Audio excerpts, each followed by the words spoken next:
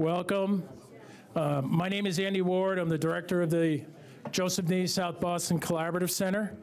Welcome to our event this evening and our presentation of the Martin J. Walsh Leadership and Recovery Award. I was sitting down thinking and trying to put together some notes for comments and welcome this evening.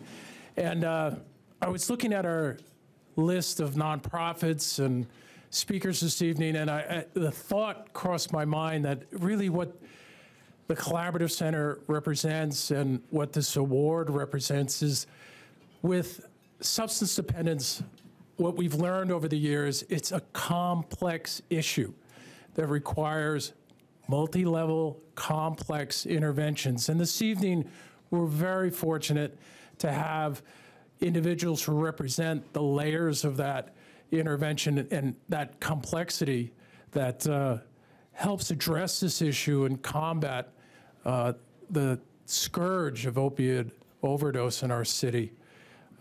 If you can take a few minutes, we have a one-pager that lists the South Boston nonprofits out front, and those are key partners in what we do with housing, with family support, with job support, with residential support. The elected leaders here this evening, certainly Mayor Walsh, the Governor Baker, are key to creating initiatives, legislative, sorry, I've got a cold, legislative initiatives that provide vital support to the folks we work with who are some of the most vulnerable people in our city. So when I come to these things, and I actually love smaller events like this because they're more intimate, they're actually a little more personal, which I run a small clinic, so I really like that approach. It's great to be able to connect people with what we do and how we do what we do and the key ingredients to what we do. So I welcome you all in the spirit of that this evening.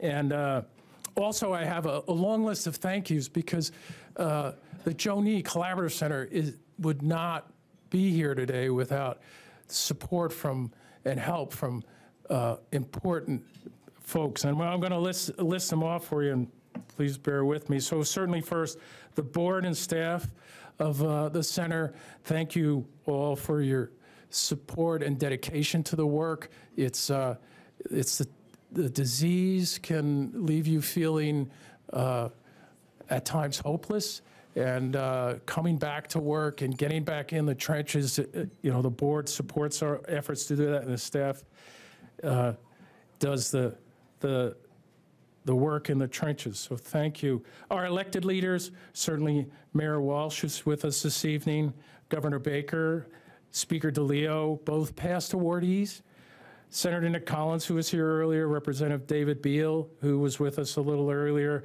Also, Senator Sear is with us, I think, this evening. I don't know if he's still here, but thank you for attending. City Councilors Ed Flynn and Mike Flaherty. Ed Flynn was here a little earlier.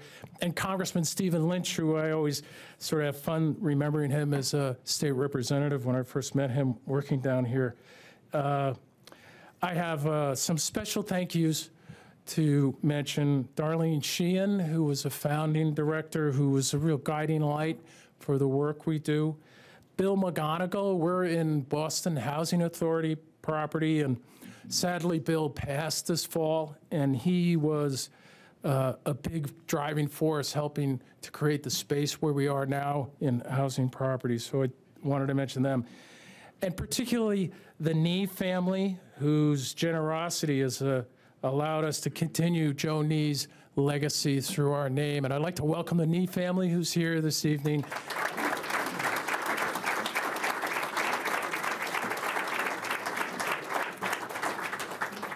I'd also like to thank Liberty Bay Credit Union and Lynn Madison, who's their CEO. They've most generously sponsored this event for us and are a big supporter for our organization. So thank you. So we have a pretty tight speaking program. I'd like to bring up Mike Kineavy, who is who's the CEO of the Cronin Group and also one of the founding board members, to talk to you a little bit more about the history of our program.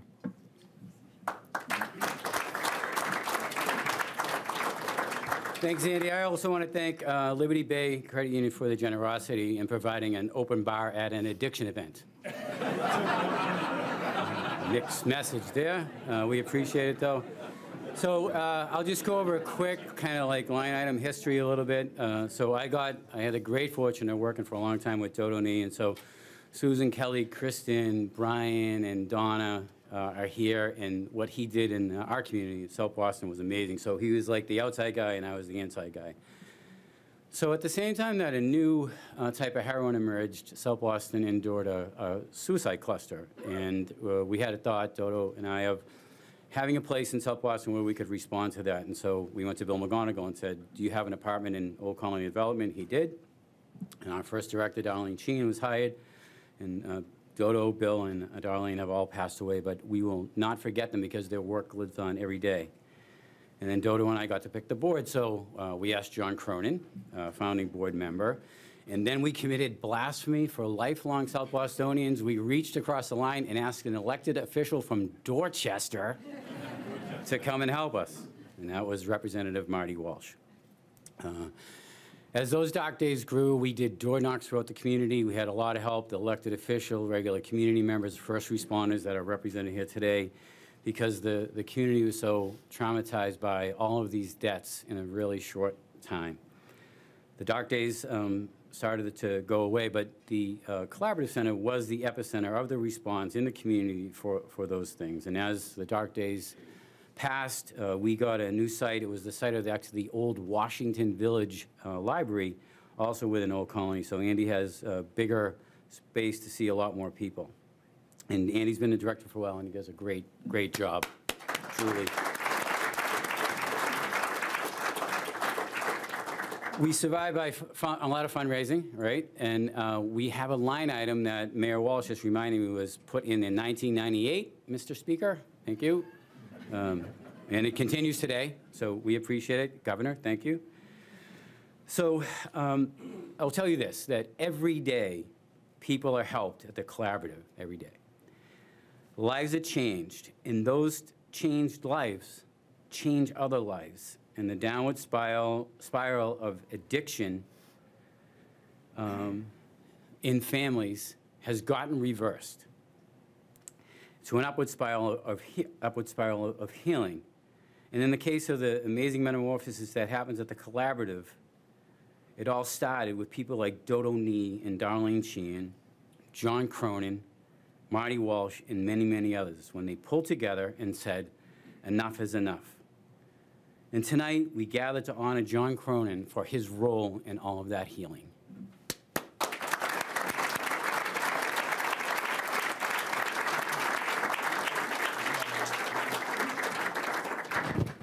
I'd like to ask, we have Commissioner Gross, who's with us this evening. I'd like to ask him to come up and speak a little bit about some of the police department initiatives. Sir. Andy Board. Good evening, everyone. And thank you all for being here. I would really love if you just took a look around this room and you see what we call as a power collaborative. But that's a good thing. You have to market things like that because it just shows that you really care. You did not forget where you came from. My boss, Mayor Walsh, has really allowed for the Boston Police Department to go forward with some pretty keen policies and initiatives. As well, you know, the mayor can't do it alone. The onus for helping to combat opioid dependencies, mental health issues, homeless issues, the onus isn't solely on one individual or entity. So I'd like to thank you as well, Governor and Speaker of the House, and my brothers over here, Andy Ward and Mike Kineavy. Thank you, thank you, thank you. But don't forget to thank yourselves, folks, about what you're doing. A lot of people in your position, you know, a lot of people think that, like, you know what, they made it, they got a little dough, they don't care anymore. Wrong. Don't forget to thank yourselves. Don't forget what your self-worth is. I'm telling you right now, I can speak for my brothers because I see them out there every day. You have Commissioner Finn and Chief Hooley. Commissioner Finn, of course, Fire Department, Chief Hooley, EMS. We're out there every day. And it's good to know that there are folks that have our back and folks that have the backs of the citizens of Boston that just need a little help. And my brother, Jon Cronin, not only do you beautify the city, but you don't let people forget that no family starts off with a little one as a dependent on opioids or with mental health issues, and that there is nothing wrong, folks, with reaching out to lift up, not reaching down in pity, reaching out to lift up folks that just need a little help and showing the way, the Knee family. Good for you. Good for you. You want to talk about commitment? Wow, that's what's needed. That's why Boston's so great. That's why the Commonwealth of Massachusetts is so great, because of folks like you. It needs to be said. I'm glad you're being honored today. You go above and beyond, as well as a lot of you in this room. For the Boston Police Department, the mayor allowed for me to create a street outreach unit. Again, outreach, to lift up. My officers are led by Deputy Stratton. Real brother from the neighborhood of Dorchester, works very hard each and every day.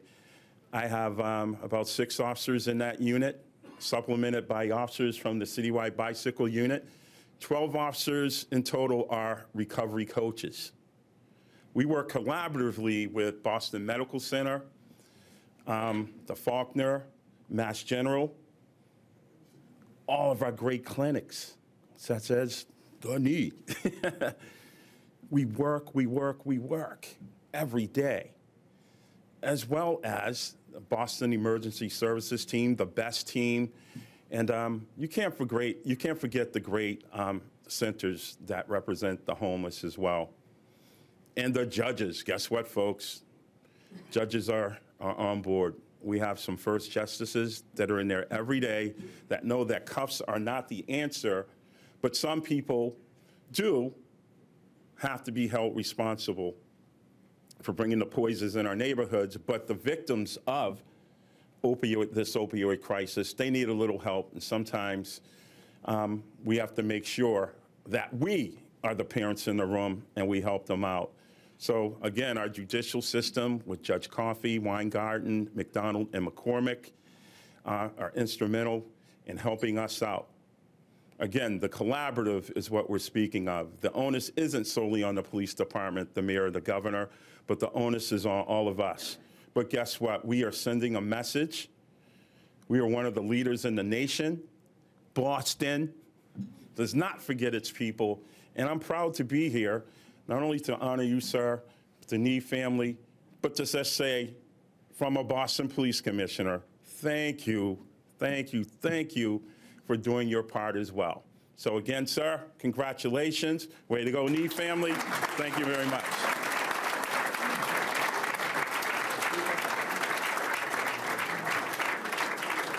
Thank you, Commissioner Gross. I'd like to ask Commissioner Fenton if he could come up and say a few words. Thanks, Andy. Willie's a tough act to follow, huh? You're putting that kind of pressure on me for a brother. I just want to thank the Knee family also. We have a number of initiatives going on that we've started with the Boston Fire Department back probably 5 or 6 years ago around the opioid crisis. And I'd venture to say that there's probably not everybody in this room knows somebody who's been affected by that opioid crisis, whether it's a family member, a friend, a cousin, a dear friend's son, a daughter. So everyone's been impacted. And I also want to reach out and thank a couple members of my department, one retired, one active, and that would be Willie Guy and also Brian Knee. Brian Knee and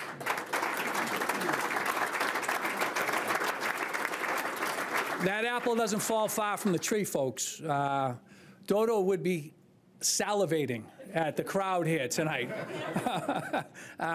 But Brian and Willie came to me with an initiative that they want to launch called Faith, which was basically fighting addiction in the hub. And we did a number of conferences around that. And from one of the conferences, we developed this program called Knock and Talk. So Knock and Talk is when we, as you can imagine, we do a lot of responses around the opioid issue and opioid crisis, overdoses, and so on. We actually, if we have a good address, like if we go to a residence and it's not a bathroom or some out in the street issue, we actually follow up. We go back within 48 hours with a team. We engage the family, we engage the individual, and we get them into treatment, and we provide Narcan and with our recovery coaches and the, if you will, the collaboration between the Mayor's Office of Recovery Services, Jen Tracy, we go out into the neighborhood, into those individual homes, and try to make a difference. We have visited over 500 homes in the city of Boston with that, and we probably have distributed close to 3,000 doses of Narcan in the teaching, and if you will, that goes along with that. And we're also probably been able successfully to get people into treatment and the type of treatment they needed. You know, we have our members on our EAP team, if you will, and I got to give a shout out to them too. We got Eamon Miller's with us today, who's leading the program for us. Eamon, big wherever you are, and Pat Hayes, who's our EAP coordinator for the department, where we've actually, in those engagements, if we actually make contact at that home, over 84% of those people are receptive to the teaching and the education that we bring with us. And we've been fortunate enough, as I was going to say, we've been fortunate to get a number of people, almost 3,000 or 4,000 people, into treatment, into the treatment that they needed and the follow-up care that comes with it. And again, the team has been out, and they're getting, if you will, people who are starting to give back.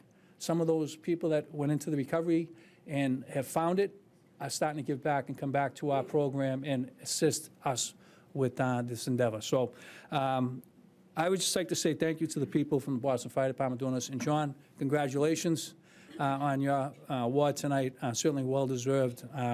Like I said, Dodo is a dear friend, and I just look and think about, and I look at Sue and I start laughing because he was such a dear friend, not just to the South Boston community. Dodo touched every space he went into. That smile, that handshake, and you know, that if you will, Dodo needs South Boston, Mass. That's how he introduced himself. And we did a lot of traveling. And that's how he introduced himself. Dodo needs South Boston. He wasn't afraid to engage people, and it certainly was no surprise when the crisis hit South Boston that Dodo was at the front making a difference. So, Michael, he was a dear friend, I know, to you, and he was a dear friend to all of us. So it's a great event. And, John, again, thank you for everything you do.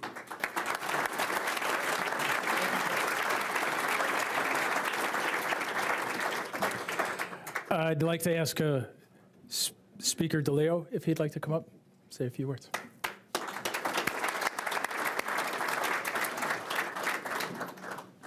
Thank you very much. I was the first awardee of this great Martin Walsh Award. I think I only had about 20 people here that evening. So I guess you got to be from South Boston as opposed to the other side of the tunnel, but that's okay. It doesn't bother me. But it's wonderful to see so many folks here, and obviously to have our governor here.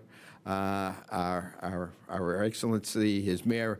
The mayor and I used to be friends. Not so much anymore. He did a couple of things, actually, the last couple of months that really irritated me.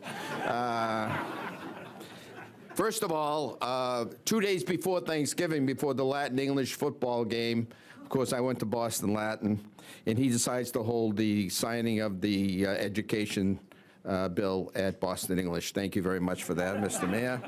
And also, as a proud graduate of Northeastern University, he was at the Belfast Cup in Belfast, Ireland.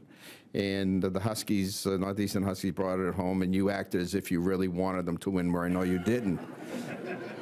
So we're sort of on the outs now. But in actuality, I really love them. And it's also great to be joined here by Representatives Decker and Beal, and former Representatives Costello and Dempsey as well. And of course to you, John, congratulations on this so very well-deserved honor. I'd have to say that over the years in the legislature, you know, it's interesting when I think about the priorities that are on the minds of the state representatives. And as chair of Ways and Means, one of the things is I think Brian can remember is we would talk to the representatives in terms of what are the major issues that are on your mind that you want to see addressed in this year's budget. And invariably, for many years, it was consistently local aid, education. Local aid, education, that's what you heard consistently. And I'd have to say that over the years, unfortunately, that has changed somewhat. Although those are still two very, very important issues, right, Mr. Mayor? I'm sorry about that. Those are two very, very important issues. What I hear consistently now, along with those two, is fighting drug abuse. No matter which representative it is, no matter what part of the state they're from, no matter what the, whether they're considered middle class or high, whatever particular urban, suburban, rural, whatever it may be, that's the consistent theme that I hear each and every year now. And I can say that I have been very, very proud to work with His Excellency, that governor right there, Governor Baker, who's done a tremendous job on this issue, not only fighting here in Massachusetts, but bringing that message throughout the country as well, that, we've done a lot. We've done a lot in terms of, providing funds, and increasing services, increasing counseling, increasing beds, and the like. But our battle isn't over. Each and every year, folks, this is going to be one of the major issues affecting us. And I can tell you, because each year as I feel like we're making this great progress, there's something that happens that reminds me that we still have a problem out there. This past summer, it hit me right between the eyes one day when I was coming home to Winthrop. And what do I see but across the street where I live was a medical examiner's van. And they were picking up a neighbor, 29 years old, died from an overdose, left two children, 4 and 2, about the same age as my own grandchildren. And it made me realize that we still have a battle. And we're going to have a battle for a while. But that's where each and every one of you come in to play such an important part. Your generosity, your being on the streets, whatever it is that you may do, each and every day to fight this terrible disease is all important. That's why I'm here this evening, really to thank each and every one of you for all the great work that you do, the collaborative for all the great work that you do.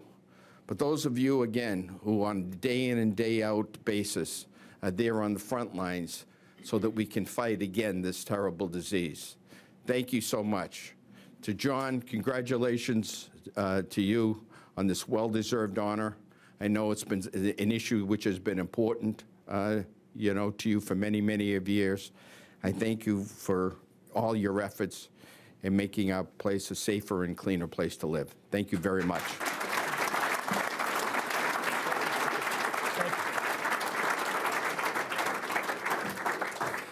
I'd like to ask Governor Baker if you could come up and say a few words.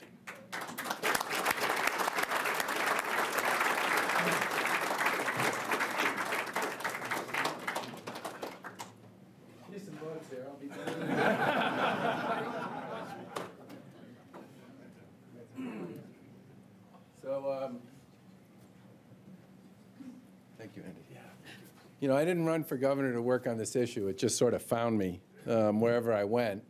And so then I started talking about it.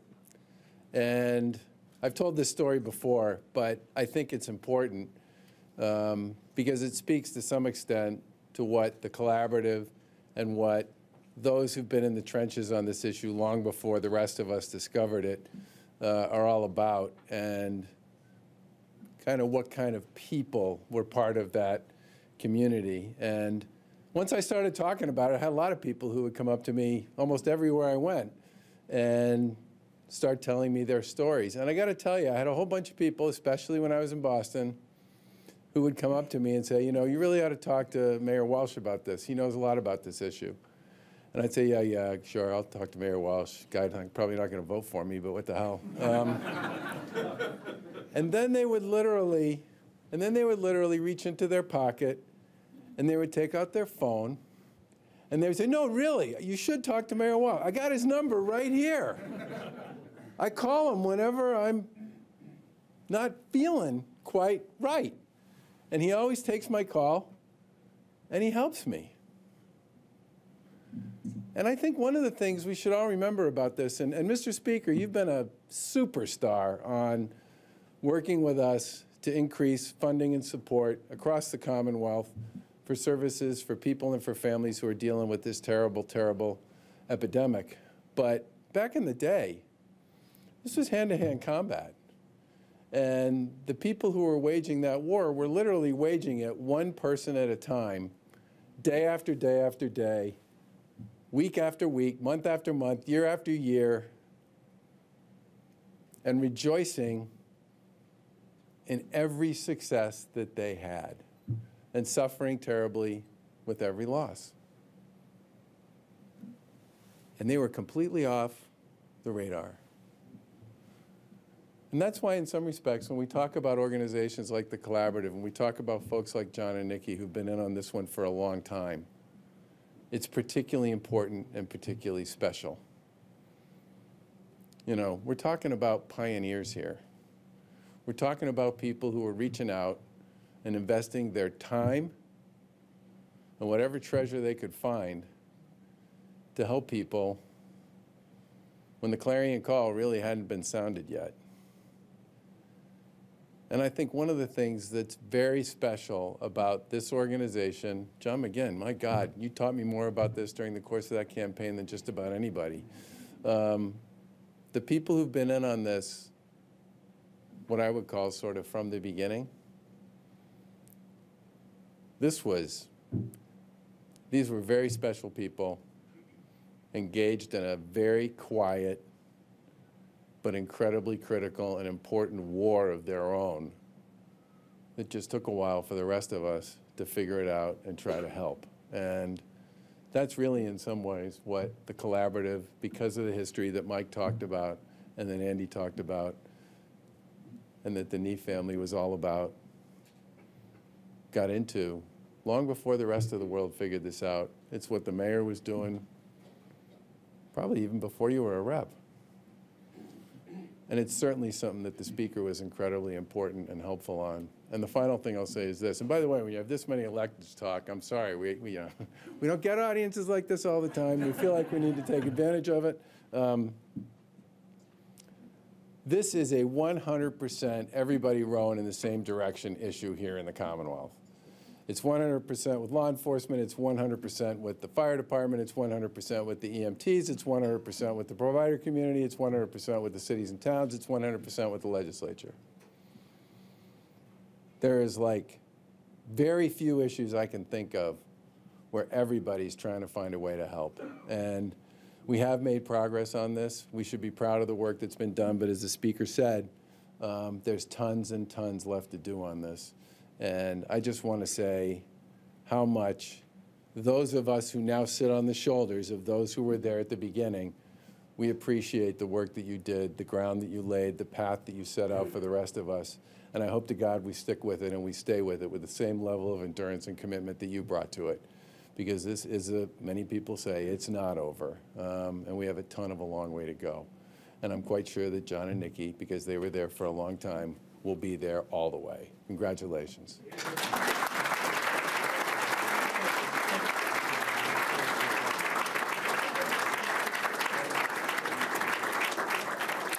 Thank you, Governor, for those words, and for our Speaker DeLeo. Thank you for your words this evening. I'd like to ask Mayor Martin Walsh to come up, and we'll do our award presentation. Thank you very much, Andy. And I was just listening to everyone say a few words, and I have no idea what I'm going to say. As I'm looking around here, I want to thank Mike Kineavy. Michael called me at the end of 1997 to ask me if I'd come to a board meeting because the Collaborative, actually I met with Andy first, and what they wanted to do, because the Gavin House at the time had a line item, and some other programs in Southie had line items, to see if we could get a line item for the South Boston Collaborative. And I had a chance to meet Andy, come to a board, and start the conversation about how we create a line item, but I also got a chance to see what happened inside the walls of the collaborative. As Michael mentioned, the collaborative was founded because suicide clusters. About 6 months later, the collaborative was dealing with the issues of drug addiction and alcoholism, running groups for young people, trying to help them whose family members are suffering with this disease, understanding how do we get the word out there. And we started to get involved a little bit. Billy Kennedy, who just walked in the room, was then Chief of Staff to Tommy Finner, and I went to Billy and I said, I want to set up a line item for the South Boston Collaborative in South Boston. They didn't understand what I was doing from Dorchester, setting up a line item for South Boston. And we're able to set the line item up. Then Chairman Bills in third reading was Bob DeLeo, and getting more active and stuff. Over time, Bob DeLeo became the chairman of Ways and Means. And I remember having conversations in the room. I didn't have to go into the room and explain to Bob DeLeo what was going on, because something happened in one, I think his son's hockey team had a kid that they lost, and was talking about the scariness of this disease. And not too long after, he called me about a young lady from Winthrop, the young girl from Winthrop that needed help. We were able to get that person to detox, and then she went on the run, if you remember the story. And then 2 years later, I was at Recovery Day at the State House, and this woman came up and tapped me on the shoulder, and she told me that she was the young woman that I helped get her into treatment, and she thanked me, and I said, don't thank me, go down and thank Bob DeLeo, because he was doing that work. So I want to thank the Speaker for that. Then the Speaker...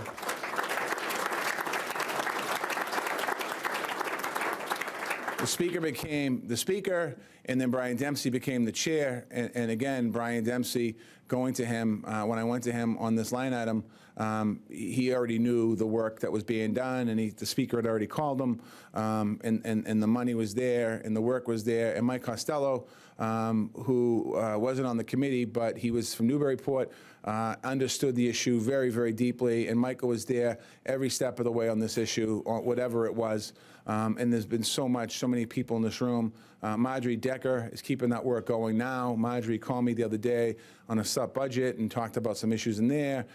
Julian Sear, the chairman on the Senate side, is here earlier. The fact that he was here speaks volumes. The governor of the Commonwealth, when the governor's first 3-4 months in as governor, filed 4 pieces of legislation to deal with the crisis. It wasn't just funding, but it was some other things in there that happened. And so when you think about this addiction and think about the crisis that we're facing, it literally takes a family. And the family at the State House has been consistent for a long time.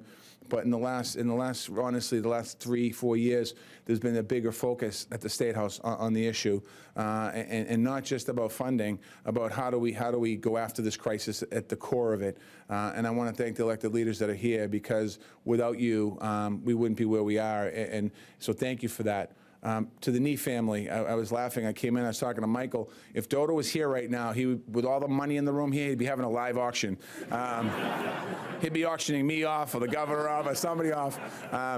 And Dodo Nee's another person that I knew prior to that, and just watching him work and his family work, and you would think Dodo was in recovery, the way he was getting people into treatment, it was just it's amazing to see his family so active still, and Brian, who's done an amazing job in keeping moving.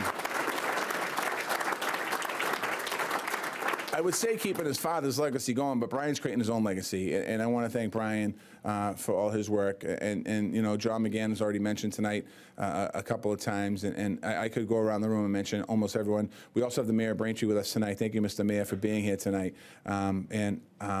It's amazing. So anyway, when you have an organization like the South Boston Collaborative, you have the government side of it, and before 1998, there wasn't a government side of it. But the government side of it just basically kind of kept the doors open. What really works is the philanthropic side of it. And I had a chance, I didn't know him before this, but I met Jon Cronin at a board meeting in the South Boston Collaborative. We're sitting at a table. Andy used to really go all out. He'd bring like half a box of coffee that was left over in the morning, a package of cookies, and some milk to put in the coffee. But this guy, Jon Cronin, came in. And I didn't know who Jon was. I honestly didn't know who he was. I had stopped drinking a few years before that, or I probably would have known. Or at least he would have known who I was. But so we're doing a lot. We're doing the. I think it's the first event ever. We're going to do it at the Ironworkers Hall, and we're looking for raffle items. And so Jon comes in with raffle items, and he has tickets to the Red Sox, and tickets to the Bruins, and tickets to the Patriots, and tickets to the Celtics, and pictures of this, and pictures of that, and a weekend here, and a weekend there, and literally, I think he brought in on his own about 100 different auction items that were pretty impressive. And I didn't know who Jon was, and I'm like, who the hell is this guy? And they go, he owns the bar down the street. Oh, it's good, you know. And the night of the event, it was a silent auction, and right before the auction closed, Jon had gone around to every single table and outbid every single person on the auction items that he had donated. And to me, I was like, who is this guy? And then I watched him just give generously financially, but also give his time to the Collaborative and so many other organizations south. He didn't have to do that. He simply could have, just like any other owner of any business, give a couple auction items and walk away and say, you know, I did my thing, and he didn't.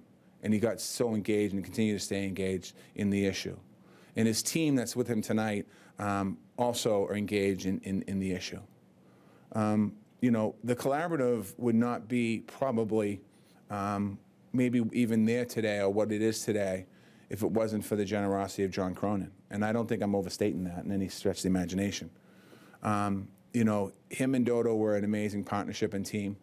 And the board throughout the time has been an amazing group of people that have gone there. I think about tonight, the amount of lives, we know who we've lost. We know who we've lost because unfortunately there was a funeral and a grave and a headstone. But we don't know the countless numbers of people that have been saved because of the efforts of the South Boston Collaborative. We might have a guess on a few people, but we have no idea the impact of the Collaborative has made on people. So when we think about what we've gone through over the last, you know, I honestly think this was a crisis back in the 90s and hasn't stopped being a crisis, an epidemic. The last few years has been labeled an epidemic, but it was an epidemic in 97, it was an epidemic in 87, it was an epidemic way back when. But you think about the countless number of lives that have been saved. Those lives would not be saved if great people didn't step up to the plate just because they wanted to and make such a huge impact. To you, Jon Cronin, the people in this room are here because of you. They're here because of what you've done for the community. The young people at the South Boston Collaborative that have been saved because of the program, a lot of it falls on your shoulders. Because any time the Collaborative's needed anything, you've been there for the Collaborative. And I know I can speak on behalf of myself and the nonprofits from South Boston in this room and the elected officials that know you in this room and the people that have served on the board at various different times at the Collaborative know in this room. And the people that have passed, like Dodo and Darlene and people like that, know what you have done for this organization. And from the bottom of all our heart, you know, this award, the speaker gets a good kick out of it, the Martin J. Walsh Leadership and Recovery Award. But this award could very easily be the Jon Cronin Leadership Award because of the impacts you've made in so many countless lives. So to you, Jon Cronin, to your wife and to your family, the people of Boston and Massachusetts are indebted to you forever. Congratulations and well deserved.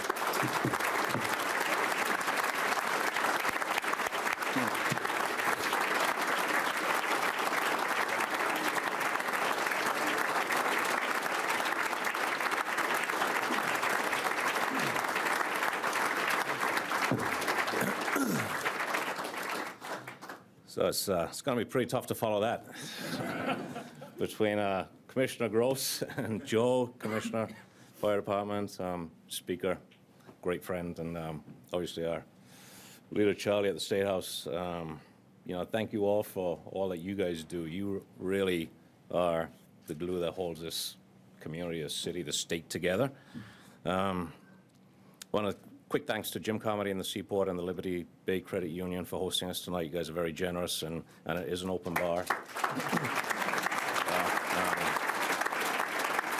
But on behalf of everybody here, all the elected officials, my wife Nicole, Michael, Steve, Sean, Bobby, the entire team at the Cronin Group, we really want to thank Mayor Walsh.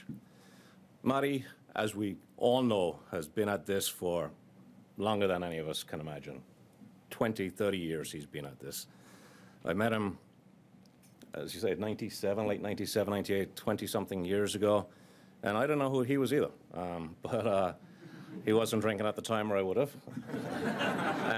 and we were down, we'd meet down in the projects at the Old Colony, and we'd sit down and we'd, have some really, really bad coffee and eat Doritos and try and figure out, how we were going to make the collaborative have an impact and save some lives and make a difference. And right around that same time that we opened up the collaborative, it seemed that it was bang, bang, bang. There was this cluster of suicides, these young teenagers taking their lives. A bag of heroin was cheaper than a six-pack, and it was freely available. Kids had it every day. And it was horrifying. I don't think I honestly realized the impact of it until I had my own kids. And I put myself back and look back on that position now, and I look back on the families and what happened to them. And, it was because of the likes of Andy and Darlene Sheehan and my mentor, Dodo, who was just obviously not in recovery, because we had some great nights. We'd get together and we'd go out and we'd have a few beers after a meeting. And we'd say, what can we do? How can we fix this? What can, what's going on? And we'll have a time and we'll do this. And it was just a constant battle and a slog. And there was great people. There was people at the city level. There was people at the state level. There was the whole South Boston political delegation. There was people in the community, just like Dodo and Michael, and that just really cared, and everyone pulled together. And it was we had to. It was a matter of life and death, and that's exactly what it was back then. So the response that was put together by the collaborative was something, I think, as the governor said, was kind of groundbreaking in a way, and it was due to the efforts of three entities. So I've always said that we were a small business. We had a great little business in Southie, and the community supported us. And the more they support us, the more we get back. So the public sector, which do fantastic work and are dedicated servants, and can't say enough about it. The nonprofits, not just in South Boston, but in Boston as a city and in the state and statewide, and the private sector, us. So we're the guys down here building buildings, shiny towers. We're all doing okay. We're all doing pretty good. But when you put those three forces together, you get some amazing results. And one of the reasons we held this event tonight was to introduce a lot of the folks that are in the business community and the private sector to a lot of the nonprofits that they're not connecting. And they need to connect, and great things can happen when they connect. So we've invited 7 different nonprofits here tonight, and I think they're all on the list. And I encourage you guys to try and reach out and swap a business card or say hi, or just learn a little bit about it. They are Bill and Denise Richards are here from the Martin Richard Foundation, which is an absolutely phenomenal organization. Claudia Green from English for New Bostonians, which is another uplifting organization that helps new immigrants to the city. Donna Brown is here, who we're partnering with on a development in South Boston, who's with the South Boston Neighborhood Development Corporation and affordable housing for seniors. It's fantastic. Chris Mancini from Save the Harbor, Save the Bay is here, and Bruce Berman was here. I'm not sure if he's still here, but Bruce is a phenomenal partner, and what they do with bringing inner city kids out to the harbor right here in the Seaport is absolutely spectacular every year. So meet Bruce. As the mayor said, John McGann, you know more about this than any of us will probably ever know, and the work you do is absolutely amazing. So John McGann with the Gavin Foundation. I think Paul Burton is still here, and Paul and his family, right there, do amazing work with underprivileged kids out. And if you ever get a chance to go out to the Ron Burton Training Village, please get out there, meet those kids. It's uplifting for you. Not mind what you can do for them. It's an enlightening experience, and it's fantastic. The South Boston Neighborhood House, which I've been involved with probably for 20 years, and Kathy and Mary are here, and just this Christmas, what they did for people in their Holiday Helper program, feeding, providing presents, providing joy for families that have nothing. It was amazing. So please get in touch with Kathy. And of course, Andy and Dodo and Sue is, you know, Nicole said it to me the other day. It's like, he's still with us. He's still here. You know, she's like, it's weird, right? It's like, I'd expect you to go for a beer with him or something, and Joe, go and have a drink, you know? It's like, it's really something that he put his stamp on, and it's going to be here forever. So allowing us to name the Collaborative Center after him, and Brian continuing his legacy, it's amazing. So thank you guys for sharing him with us for all those years.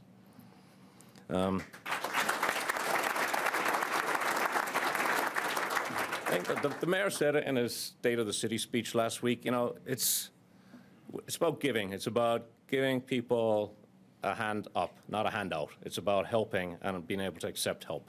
So the community here today, the business community, the private sector community, we have a duty and obligation, and it's enjoyable. Get involved, meet these people, say hello, shake a hand, swap a business card, and with that, we can make this an even better city, great state, great community. So thank you all. Thank you for being here. Thank you for caring.